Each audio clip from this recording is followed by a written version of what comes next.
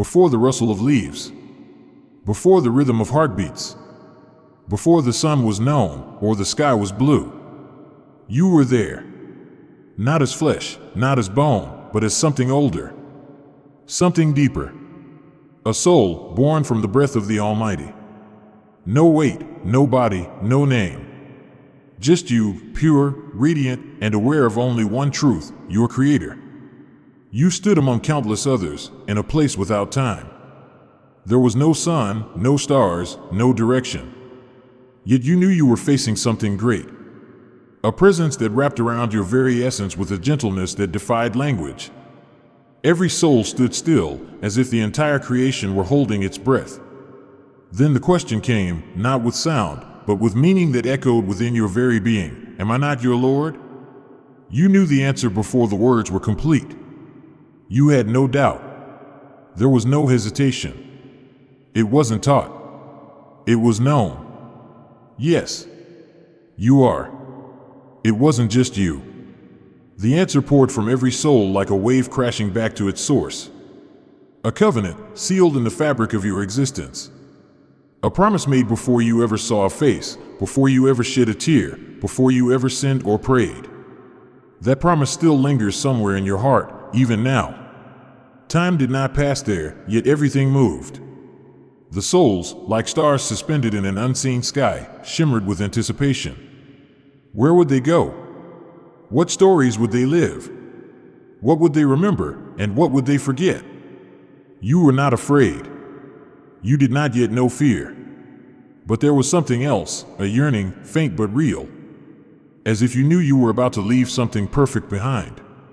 Not forever, but for a journey of return. And then it happened. You were chosen. You felt it before anything else. A gentle pull. A descent. You were being sent, not thrown, not cast away, but entrusted. Your light, once part of the unseen realm, now had a destination, a heartbeat, a name, a story. You didn't resist. You couldn't. Your path had been written before stars were hung in the heavens. And though you were leaving a realm of knowing, you were walking into a world of signs. You wouldn't remember this moment, but its echo would remain. Every time you looked at the sky and felt wonder. Every time your heart ached for something eternal. Every time a prayer escaped your lips in desperation or in joy, that was the covenant, calling from deep within you. You were once just a soul. But now, the journey begins. Darkness surrounds you. But it is not the darkness of fear or absence. It is the kind that embraces, the kind that sways with a heartbeat. You are not alone. You are wrapped, held, floating in a sea of divine mercy. Warmth hums through the silence. You do not see, yet you are being formed. You do not speak, yet you are known. You are becoming. Your journey has begun in the safest of sanctuaries, the womb. A world within a world. The outside does not exist for you yet. No faces, no voices, no sounds beyond the soft rhythm that pulses around you. But here, within this sacred space, creation unfolds with precision known only to the one who wrote it. From a drop, you became a clot. Then a tiny form, still unknown to the eyes of the world. But heaven is watching. Angels are near. They count the days, waiting for the command to be given. You do not rush. There is no hurry in your stillness. For your Creator is fashioning you with care, moment by moment, cell by cell. The eyes you will one day use to witness sunsets and tears, they are being shaped. The hands that will one day tremble in prayer, they are being designed. And the heart that will one day break and rise and break again, it beats for the first time, unnoticed by the world, but recorded by the heavens. Then, on a day only known to the unseen realm, the angel arrives. It descends not with noise but with purpose. It carries the breath of the soul, the breath of you. And in an instant that shakes no mountain, that stirs no sea, you are breathed into. Light meets form. Soul meets vessel. You are alive. Not merely in body, but in truth. For the soul is now veiled in skin and mystery. You will not remember this moment.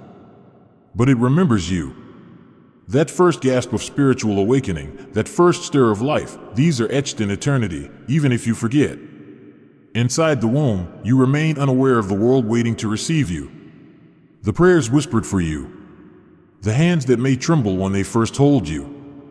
You are hidden, yet you are loved. Veiled, yet never forgotten. And above all, you are protected.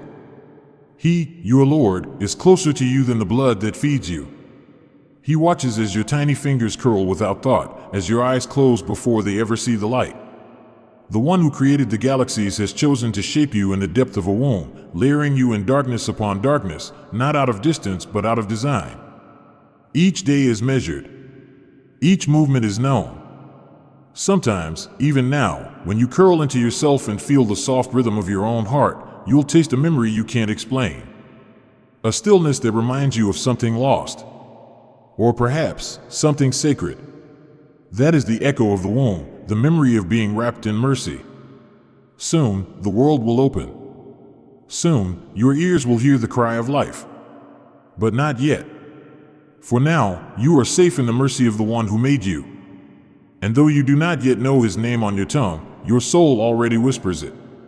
You emerge from the unseen into a world ablaze with light and sound. Your first breath is a gasp, not of recognition, but of shock. A cry escapes your lips, and the world answers with hands that lift you, cloth that wraps you, and voices that soothe you in languages you do not yet understand. You do not remember what came before, those still moments in the womb, the warmth of divine nearness, the covenant you once made. It is hidden now, veiled behind the curtain of flesh and time. But your journey continues. Days pass, and you learn to blink, to smile, to grasp. The world is vast, filled with motion and color, but also with rules that you have yet to grasp. Your soul, now tucked within this fragile body, is curious, watching, absorbing. The heart you carry within you is not just an organ, it is a compass, quietly whispering when something is right or when something feels wrong. This is not a mistake. You were not sent here to wander without guidance. Signs are everywhere. As you grow, life speeds up. You laugh more. You fall more. You ask questions. Some answers come easily, others are met with silence. You begin to wonder. Who made all this? Why do things begin and end? Why do people smile, cry, fight, and forgive? And why, in the quiet moments, does something deep inside you stir, as if trying to remind you of something you once knew? The call to prayer reaches your ears one day, perhaps while you're still too young to understand its words. But it touches something old within you. A vibration not just of sound, but of truth. You hear the words, "Come to success," and though you may not yet rise to pray, your soul listens. The test has begun, though you don't see it that way yet. It begins not with hardship, but with freedom. The freedom to choose. Temptation arrives in small forms at first, a toy taken, a lie told, a rule broken. And with it comes something else, guilt. A pain in your chest, not taught but built into you. Your phytra, the natural state of your soul, recoils.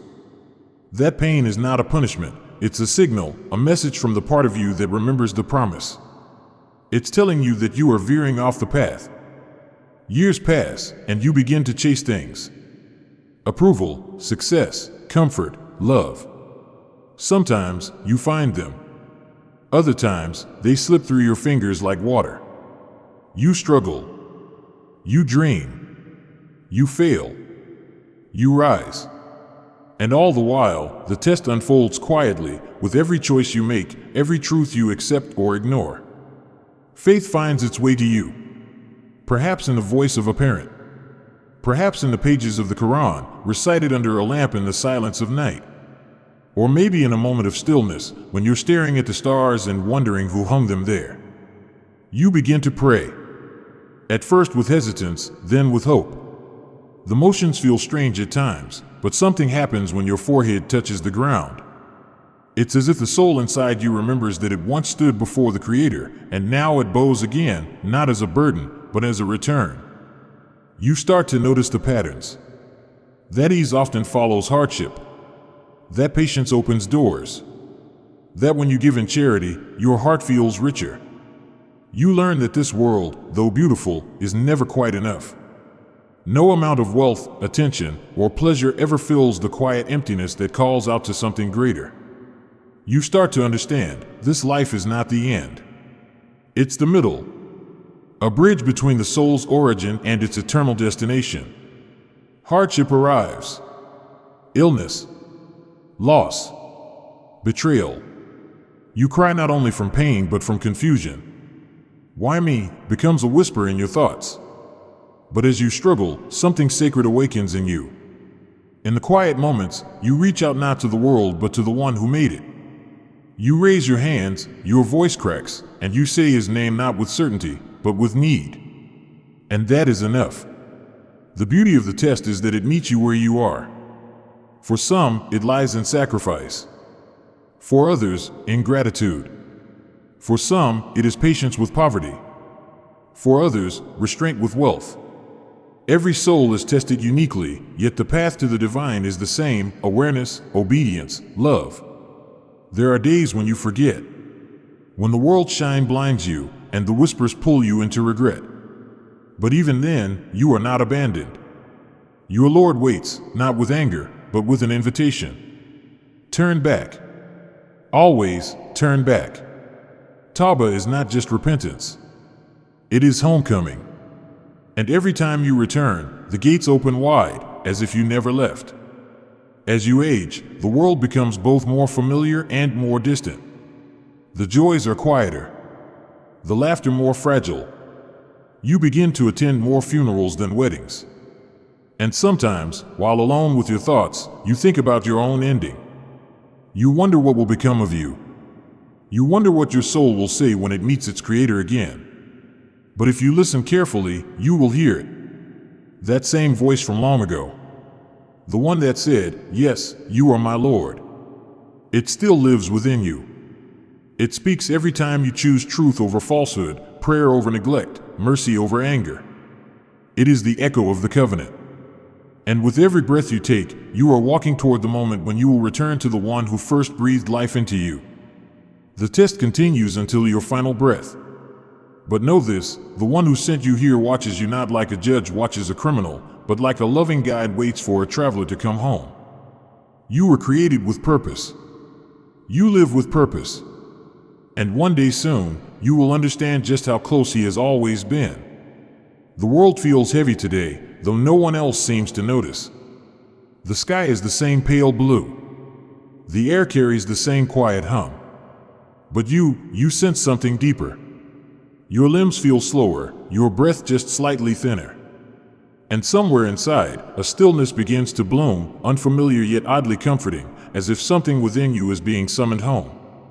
You do not know it yet, but the hour has arrived.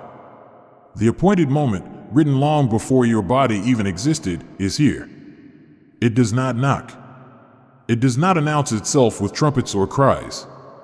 It comes with calm, with certainty, with grace or with dread, depending on how you have lived. Everything now begins to slow. The noises of the world become muffled, distant, like echoes underwater. Faces blur. Lights dim. And suddenly, you are aware of your heartbeat in a way you never noticed before. Not just as rhythm, but as farewell. Your soul stirs. It senses what your body cannot. The veil that stood between you and the unseen world begins to shift, just slightly at first, then with increasing clarity. And then, it happens. In the corner of the room, a presence. At first, you think it's your imagination, a trick of fear or fatigue. But no, this presence is real. If you lived your life in faith, you see beauty. A radiant face, neither male nor female, glowing with light, kindness woven into every feature. The angel of death has arrived, not as a figure of horror, but as a gentle companion. There is no fear in their eyes, only compassion, patience, and truth. They do not reach out to hurt you. They call to you, softly, like an old friend who has come to escort you back to where you truly belong. But if your life was spent in denial, your heart darkened with arrogance and rebellion, then what stands before you is not light but terror. An angel cloaked in dread, unflinching, its face stern and void of mercy. You know at once what this means. No explanations are needed. The soul understands what the mind denied. You feel your body growing colder, even as your chest rises once more. Each breath is heavier than the last, your fingers twitching as they try to cling to what they once held. Family surrounds you, whispering prayers, holding hands, tears falling. But they cannot follow where you are going. The line has been drawn. You can hear them, but their voices are already faint. Something ancient and immense begins to pull at your core. It is your soul. It is time. If you are of the righteous, your soul exits like water flowing from a jug, smooth, graceful, effortless. There is no resistance. It is as if your soul recognizes the touch of the angel, and with relief, it lets go. The pain of death, often feared, is replaced by a deep and expansive peace, a calm that floods through every part of what you once were. The room behind you fades. You are now weightless, suspended between two realms, embraced by angels with white faces and garments of light. They wrap your soul in a heavenly silk, scented like musk, and they rise with you through the skies. But if you rejected truth, lived only for desire, and closed your heart to guidance, your soul does not leave easily. It clings. It resists. The angel of death must pull it out, not like water from a jug, but like thorns being dragged through wool. The pain is immense, stretching through dimensions unseen, and your cries, though unheard by the living, are known to the heavens. The angels do not smile. They carry no silk. Instead, your soul is wrapped in a coarse cloth, foul and stench, as the journey to judgment begins. As you are lifted from your body, you look down. And there it is, your vessel. Pale, still, lifeless. The eyes that once searched for meaning now stare blankly toward nothing. You never imagined you would see yourself like this. Family members weep, unaware that your soul watches them, hovering, aching to reach out. But the separation has begun. This is no longer your home. You are taken upward. The angels rise with you, moving toward the gate of the first heaven. At every level, you are asked, "Who is this soul?" And if your name was spoken in good on the earth, the angels above smile, saying, "It is so-and-so, child of so-and-so," using names beloved by the righteous. The gates open, and your soul ascends, carried with honor and peace. But if your name was cursed or your life ignored the light, the gates remain closed. The angels above ask, "Who is this wretched soul?" And the ones who carry you have no gentle answer. You are denied entry. Your name is recorded not among the high, but in the lowest of books. The scrolls are sealed. The angels begin to descend. Whether honored or cast down, the soul must return to the earth. The grave awaits. But in this moment, just before that descent, you now understand everything. You understand why the prayers mattered. Why the tears in the night were heard. Why the temptations you resisted were victories, not burdens. You understand what the test truly was. Not a game. Not an accident. But a measure of who you were when the veil was still drawn. The moment of death is not the end. It is the door. And once it opens, it cannot be closed again. You now see the world for what it was, temporary, fleeting, a shadow of something more real. The regrets you once buried rise before you like mountains. Or, if your life was lived with remembrance, your soul is met with smiles from the unseen, the congratulatory greetings of angels who welcome you with the words, "Peace be upon you, O purified soul. Enter into the mercy of your Lord." The soul now begins its descent, returning to the body in the grave, to begin the next phase. But the veil is lifted now. You can never go back. Not to ignorance, not to denial, not to distraction. You have left behind the illusion, and now walk the road toward the eternal. The body may be still, but the soul has awakened. You are no longer bound by the weight of flesh. The body lies still below, covered, mourned, and eventually forgotten by the world you once knew. But you, the soul, are in motion. A new kind of motion, not through distance, not through space, but through layers of existence, realms once hidden from your eyes, now unfolding like a book written long before your birth. There is no gravity here. No resistance. Only direction. Upward. The angels assigned to accompany you are neither silent nor cold. They speak your name, your true name, the one known in the heavens before it was whispered on earth. Their presence surrounds you with serenity or suffocates you with dread, depending on how you lived. If your deeds were righteous, their faces shine like dawn after a long night. If not, their eyes are stern, their touch heavy. They carry you past the first gate of heaven, and it is more real than anything you ever saw on earth. There are no hinges, no walls, no thresholds as the world knew them, yet the gate is unmistakably present. It holds authority and radiance, as if all of creation waits in silence before it. The angels knock. The voice behind it responds, not with words but with recognition, as though the fabric of the gate itself knows who seeks to pass. Who is this soul? It asks. If you lived with faith, humility, and remembrance, the angels reply with reverence, it is so-and-so, the child of so-and-so, naming you with honor. A fragrance like nothing you've ever known begins to emanate from your soul, like blossoms never touched by death, like winds from a place where sorrow never was. The gate opens. Not because you demanded it, not because you earned it, but because your Lord permitted it, out of His mercy. And the ascent continues. With each sky you pass through, another gate greets you, each more vast than the last, each guarded by angels whose grandeur stuns the heart. They, too, ask your name. And if your life bore truth and sincerity, your answers flow without fear.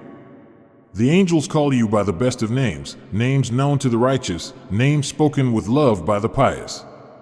You are not merely being elevated, you are being recognized, celebrated, welcomed. The universe knows you because you were true to the one who made it. Every gate opens like the petals of a flower under divine command. And through each one, a new realm appears. One of light, one of harmony, one of things the human language was never built to describe. You begin to remember something. Not from earth, but from before. A familiarity, like a home you once visited but forgot. It tugs at you gently, reminding you that you are not venturing into the unknown, you are returning. You pass by the records of the righteous.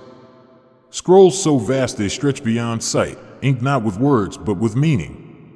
Your deeds are measured, not merely in action, but in intention. Every prayer, every sacrifice, every secret moment of turning back to Him, it all speaks now. Not as defense, but as witness.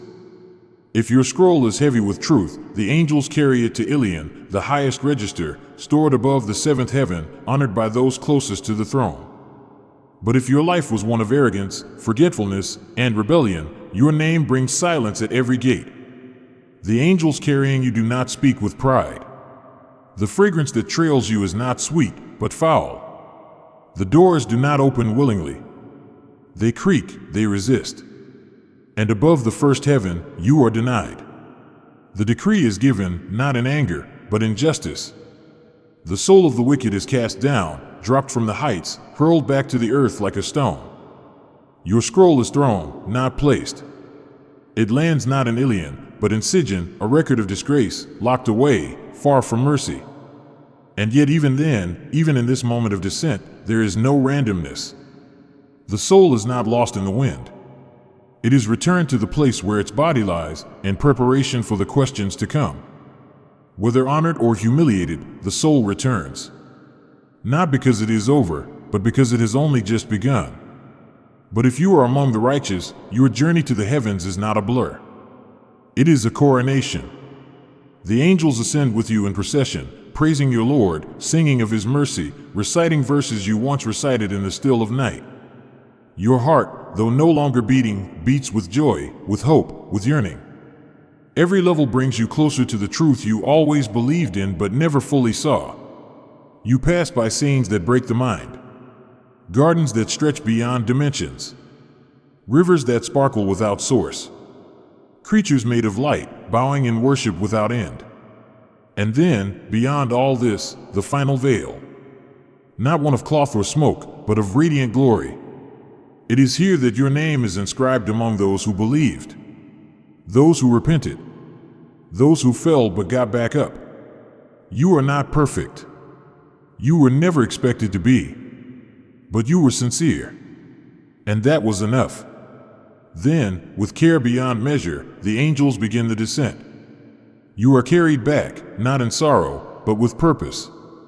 You look down, and the earth seems small now. The world you once feared and desired is just a dot beneath your eternal sky.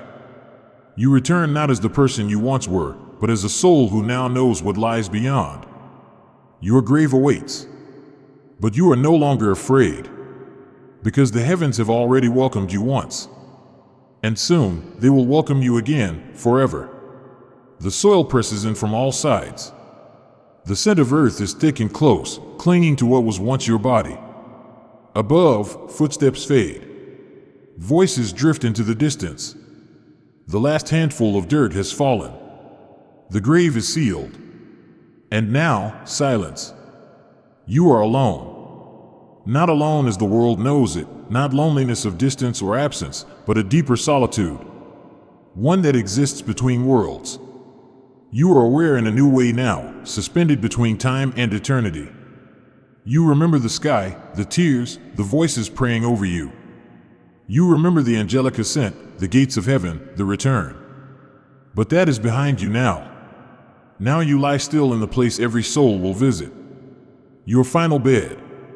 Your first station toward the eternal. Darkness surrounds you, but it is not empty. It is thick, alive with anticipation. You feel the weight of your body, yet you know you are no longer bound by it. You sense something shifting around you, as if the very soil breathes. And then, a tremor, not of the earth, but of existence itself. You are not alone. Two presences arrive. They do not walk. They do not crawl.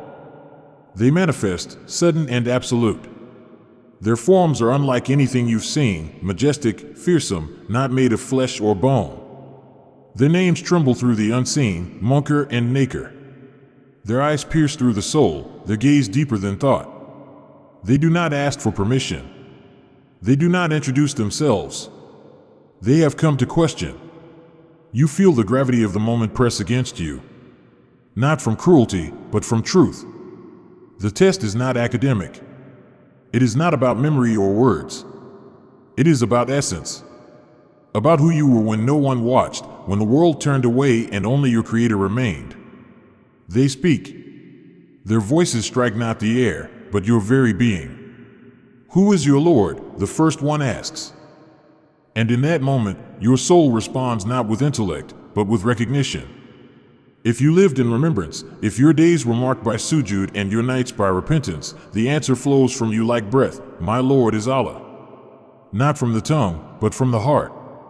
If you lived in forgetfulness, if you worshipped status, or wealth, or ego, the question stuns you. The answer withers in your mouth. You stammer, you pause. You say, I don't know.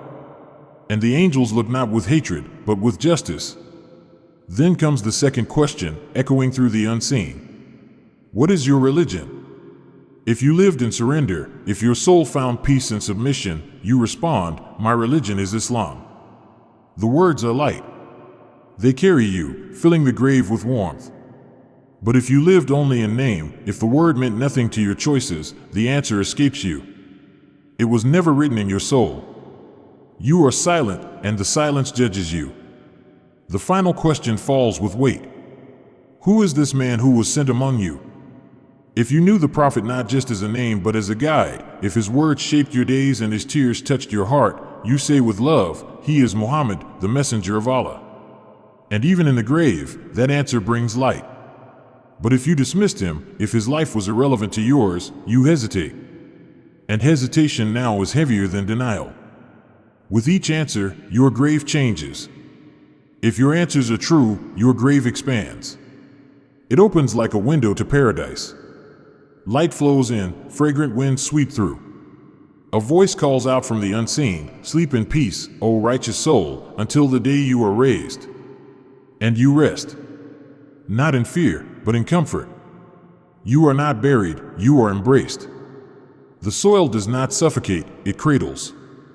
A figure appears before you. Their face is calm. Their clothes are shining. Their scent is sweet. You ask, "Who are you?" And they reply, "I am your righteous deeds." They sit with you. They keep you company. You are not alone. But if your answers fail, the grave tightens. The walls press inward. A window to hell is opened. Heat scorches through the darkness. A voice calls out, "Sleep is one who awaits punishment." And you do not rest. The grave becomes a pit. The night becomes endless. Another figure appears. This one is hideous, foul-smelling, terrifying to behold. You recoil, "Who are you?" And it says, "I am your evil deeds." And it sits beside you, whispering dread into the silence. You are not alone. Time is no longer linear. You do not feel hours or days. You feel waiting, either in ease or in agony, either in hope or in horror. The grave becomes your world.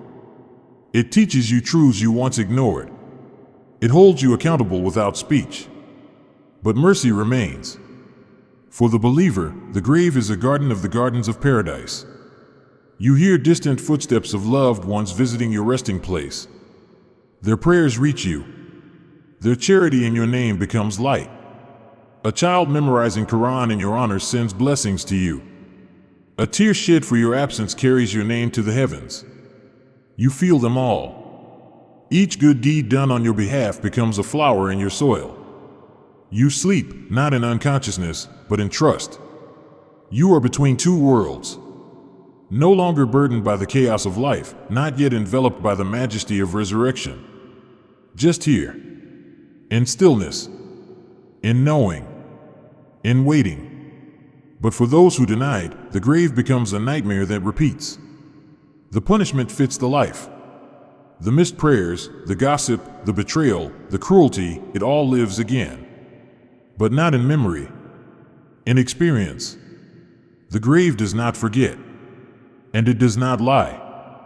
This is your first night. And whether it is filled with peace or with pain, it is only the beginning.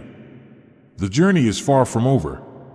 But this night, this silence, this soil, it speaks volumes. It reflects your soul like a mirror carved from truth. And as you lie there, either embraced or crushed, one certainty remains: the day will come when all that rest shall rise. And on that day, the earth itself will speak. But for now, you wait. Time is no longer measured by the sun or the moon. There is no ticking clock in this place, no calendars, no seasons. You exist in a realm suspended between two realities, where past and future blur into a single, endless present. This is Barzakh, the barrier. The realm between the world you left behind and the eternity that awaits. You are no longer of the earth, but you have not yet reached the final shore. You wait. But waiting here is not like the waiting of the living. There is no pacing, no distraction, no counting down. In Barzakh, waiting is a reflection. A soul's resting ground shaped not by bricks or stone, but by truth. The truth of who you were, what you carried, what you chose when you were tested. This waiting is not passive, it is deeply active, like a mirror that reveals everything you once hid from yourself. If your soul was pure, if your heart beat with sincerity and your deeds bore the fragrance of righteousness, this realm welcomes you. You rest in ease, not knowing how long you've been there, because the peace is so complete it makes time irrelevant. You see visions of what is to come. A place of light. Gardens blooming without end. Rivers you never tasted, but whose waters feel like memories. You are visited by the scent of paradise, by angels who speak not with words, but with assurance. You hear the praises of the righteous, as if distant choirs sing not to you, but for you. In this peaceful waiting, you are not alone. The du'as of your children, the charity you gave, the Quran you recited, all of them visit you as companions. Every good you left behind walks beside you now. The echoes of your kindness, the private tears you shed in prayer, the smile you gave someone who felt unseen, these are your friends in Barzakh. They speak without mouths. They comfort without hands. You are no longer worried, because the journey ahead looks bright. But for those who turned away, who rejected truth or lived heedless of it, Barzakh is not rest, it is tension, confinement, a dread that stretches beyond the limits of patience. The grave does not sleep. It moves. It groans. It tightens. The soul hears cries from beyond but cannot escape. Regret becomes a companion. You feel the weight of missed prayers, broken promises, unjust words. The deeds you thought were forgotten rise again, not as shadows but as chains. And there is no running here. No distractions. You are forced to face yourself, and it burns. For some, there is punishment, a fire that licks the spirit, a serpent of the grave, visions of what is to come. The door to hell is opened, even if only slightly, and its heat touches the soul like a warning. You cry out, but there is no voice to answer. This is not the day of judgment. This is before. This is what comes in between. And yet, there is hope. Even here, mercy flows. For those whose hearts trembled with remorse, for those who whispered repentance before the end, there is a softness in the darkness. Maybe their sins were many, but their tears were real. Maybe their past was stained, but their final words were of God. In Barzakh, they are not forgotten. They are not discarded. They are held. They are cleaned. They are prepared. For the most merciful does not abandon those who turn back to him, even if only at the last breath. Others feel the longing. They sense the voices of the living calling their names. Children reciting Quran in their honor. Loved ones feeding the poor with prayers for their soul. Deeds done on their behalf shine through the veil. And though they cannot speak to those left behind, they feel them. Every dua is like light breaking into their realm. Every charity is like water to the thirsty. Every act of remembrance is a whisper to the soul, you are not forgotten. But for some, the silence is crushing. No one remembers them. No one prays. They left behind pain, not peace. They hear nothing. See nothing. Just themselves.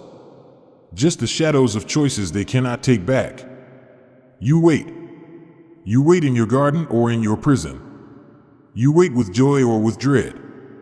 You wait with companions or with regrets. And the sky above Barzakh does not change, because it is not meant to distract. It is meant to hold you. It is meant to prepare you for what comes next. The trumpet will sound one day. The ground will split. The seas will rise. And you will be called to stand once more. But not yet. For now, you remain where every soul must pass. Between two eternities. In the quiet womb of the afterlife. In the truth-reflecting realm of Barzakh. The silence ends with a sound that has no equal, a blast not of this world, but one that echoes across creation. It is not heard by ears. It is felt in the soul, in the bones of mountains, in the folds of the sea. The first blow of the trumpet comes with finality. Every living thing collapses. The skies tear apart. The sun folds in on itself. The stars scatter like ashes. The earth shudders and swells, casting out its secrets. And then, the world falls into a stillness deeper than death. All is erased. Time vanishes. No clocks tick. No breaths are drawn. The silence that follows is not emptiness, it is divine command, pausing all of existence in anticipation. For what is to come next is not just the awakening of the dead, but the awakening of truth. The second blow arrives. Another sound, not loud as the world knows loud, but irresistible, penetrating all barriers.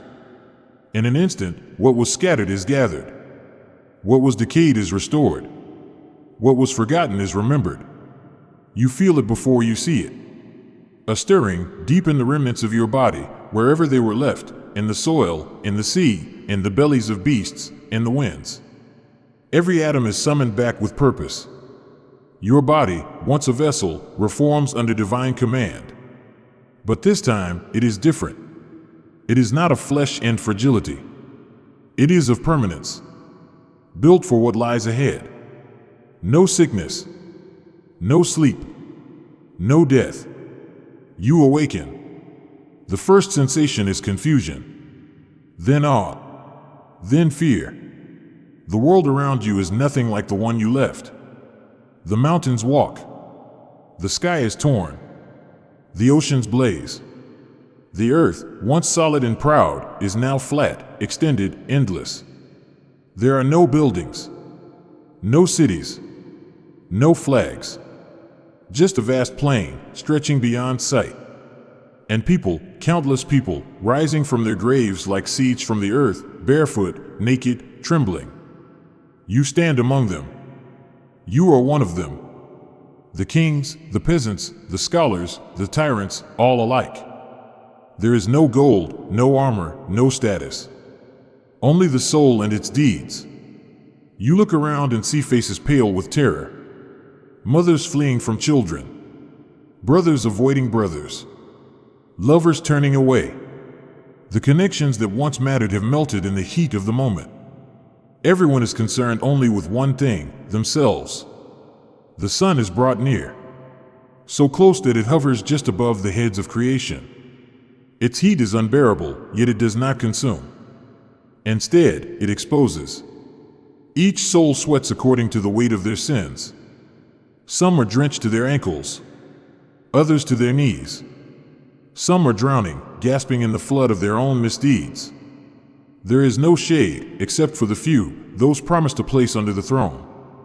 The just, the generous, the youth who guarded their purity, the hearts tied to the masjid, the souls who loved each other for the sake of God alone.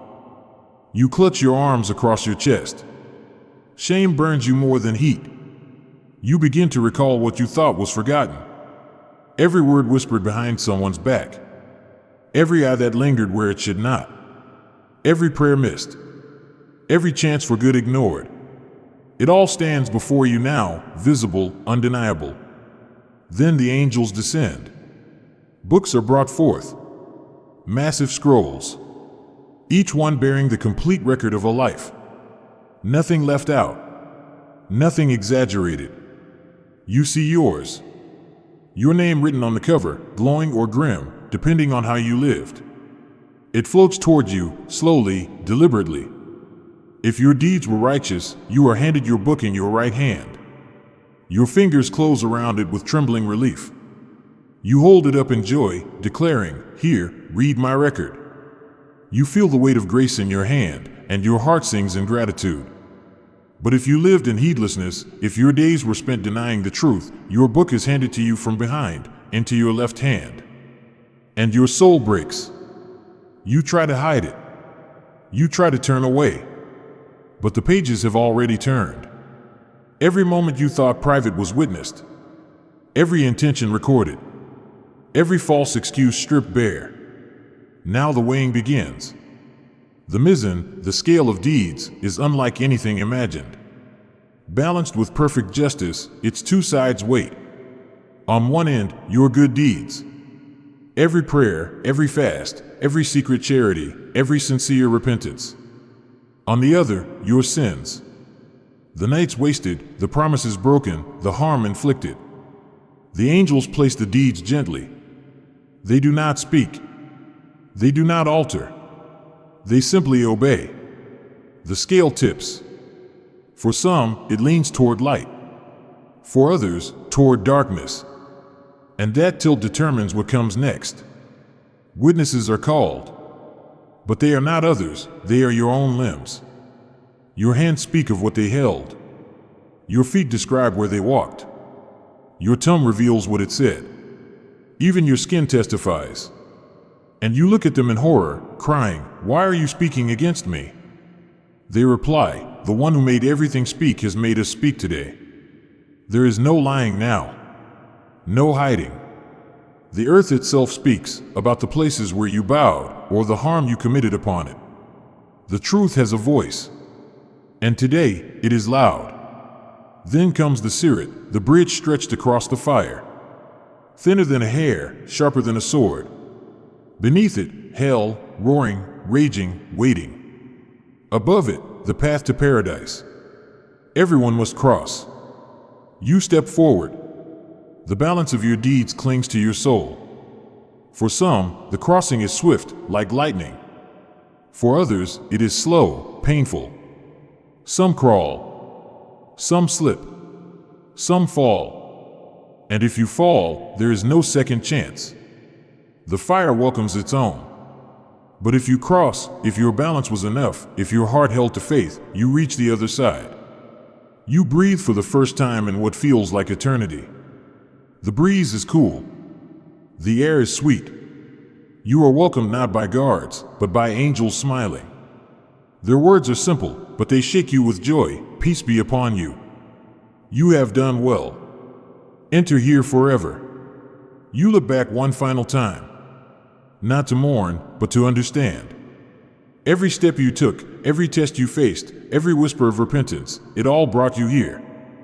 The resurrection is complete. The veil has been lifted.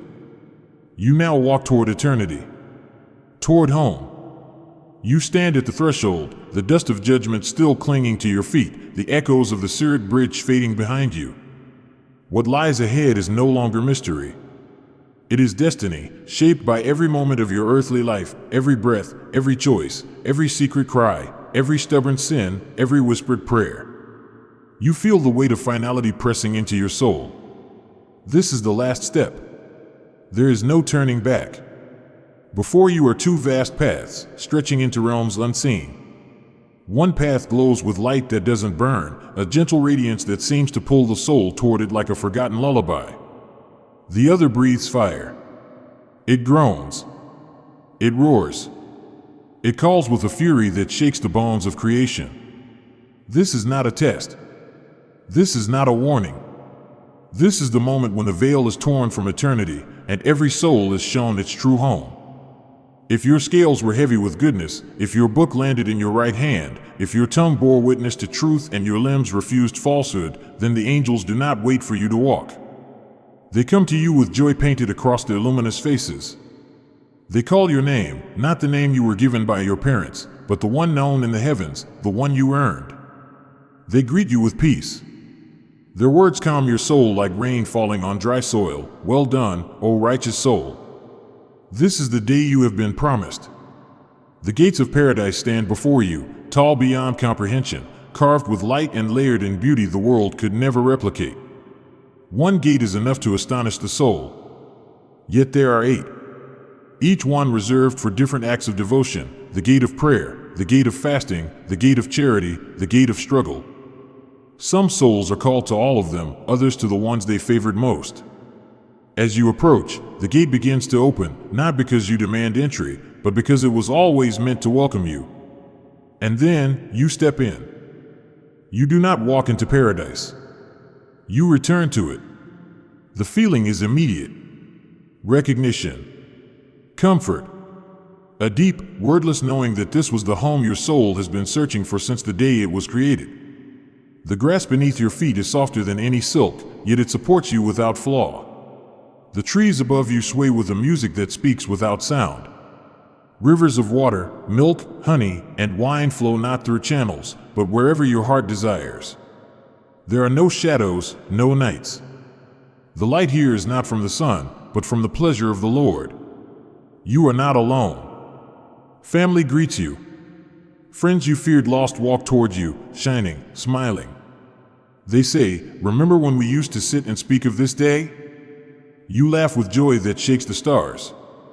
You embrace without sorrow. You see children running, elderly made young again, the sick healed, the broken made whole. Every longing you buried in your chest is fulfilled before you even speak it. You do not age. You do not hunger. You do not fear. There are palaces built with bricks of gold and silver, their perfume floating through the air like prayer. There are tents on the edge of rivers, gardens so wide they stretch across dimensions. Every tree bends toward you in greeting. Birds of color unknown to this world perch and sing verses you once recited in the night. And above all of this, there is peace, real peace. The kind that cannot be shaken. The kind that silences all grief. And then, the greatest reward. A moment beyond description. The veil lifts. You are brought near. And you see, not with eyes of flesh, but with the vision of the soul, the face of your Lord. There are no words to capture this. No metaphor, no comparison. just overwhelming beauty. Just a love so deep, your soul melts in adoration. He looks at you. He is pleased with you. And in that gaze, you find everything you ever wanted. You were not just spared. You were chosen. But if your record was dark, if your book was handed to you from behind, if your scales tipped in favor of arrogance, cruelty, disbelief, then the other path calls you. The angels do not smile. Their faces are severe. They bind you, not with ropes, but with the consequences of your own deeds. You are dragged, not because they hate you, but because justice must be fulfilled. You scream. You beg. But the day of judgment has passed. Mercy was offered in life. Now, truth reigns. The gates of hell rise like a mountain of fire. There are 7, each deeper than the one before, each reserved for a different kind of rebellion. As you near, the fire roars in recognition. It does not wait to consume, it hungers. The guardians of hell do not speak without purpose. They say, "Did there not come to you a warner? Did you not hear the signs?" And your own limbs answer before your tongue can lie. Yes, the warner came. Yes, the signs were clear. But you turned away. You are thrown in. There is no soft landing. You fall. You fall through screams and flames, through layers of regret and punishment. The fire does not merely burn the skin. It consumes the soul. Yet it never ends it. You do not die here. You live. Forever. The food is thorned, the drink is boiling. Your body is remade again and again, so the punishment never ends. Every time you are broken, you are restored to face it once more. You hear others. Cries of despair. Blame. Denial. Curses.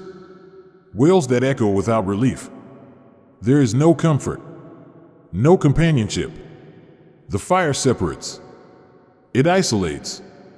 It devours every illusion of control. The tyrants. The liars. The cheaters. The ungrateful. They are all here. Some you recognize. Some you never imagined. Their faces are melted with fear. Their tongues choke on excuses. The angels ignore them. The fire does not. And still, deep in that torment, some remember. They whisper prayers. They beg for another chance. They cry out to the Lord they once ignored. For some, there will be rescue. For others, the choice was final. But even here, in the deepest darkness, God's justice remains pure. No one is wronged. No one is sent here without cause. You realize now what the world truly was. Not a playground. Not a prison. But a test. A moment of choice. A chance to believe or to deny, to repent or to forget. And now, the journey is over. There is no more striving. Only consequence. This is the end of roads. This is the final destination. This is forever. And now, there is silence, not of absence, but of understanding. The journey is complete. From the divine breath that sparked your existence, to the womb, to the trials of life, to the grave, the waiting, the resurrection, and finally, to your eternal home, every moment led to this. You see now what was always hidden behind the veil of the world, that nothing was random. Every sorrow was a lesson. Every joy was a gift. Every breath was a step toward this end. You remember the promise you once made, long before your body ever formed. Am I not your Lord? And your soul had replied, yes. That memory now returns, not as a whisper, but as a song echoing through eternity. You had forgotten once, but now you remember. Fully, deeply, with awe. You look back at your life, the one that once felt endless but was only a blink. You remember the moments when your heart trembled in prayer, when tears fell in secret, when you stood at a crossroads and chose what was right, even when no one saw. You also remember the stumbles, the regrets. But if you repented, they are gone now, washed away by mercy whiter than the oceans. There is no more fear. No more longing. You are where you were always meant to be. The journey was never about perfection.